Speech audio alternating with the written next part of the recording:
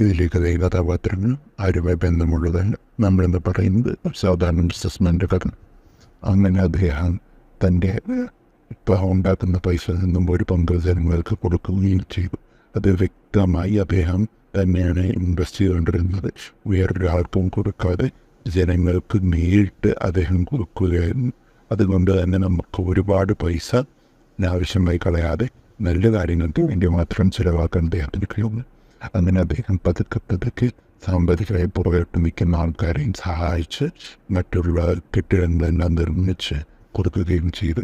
അതുമാത്രമല്ല പലർക്കും ജോലി ആയിട്ട് അദ്ദേഹം നൽകിയുകൊണ്ട് അങ്ങനെ അദ്ദേഹത്തിൻ്റെ ഈ ഗ്രാമത്തിലേക്ക് അദ്ദേഹത്തിൻ്റെ ആദ്യ യൂണിറ്റ്, അതായത് ഫാക്ടറി തുടങ്ങുകയാണ്. അവിടെ മെഷീനറി ഓപ്പറേഷൻസിനും അല്ലാതെയുള്ള നട്ടുച്ചുവടുകൾക്കുമായി അദ്ദേഹത്തിൻ്റെ നാട്ടുകാരെ നിയമിക്കുകയും ചെയ്തു. ബാക്കി കഥ അടുത്ത എപ്പിസോഡിൽ നമ്മൾ പറയുന്നതായിരിക്കും. അതുവരെ നന്ദി, നമസ്കാരം.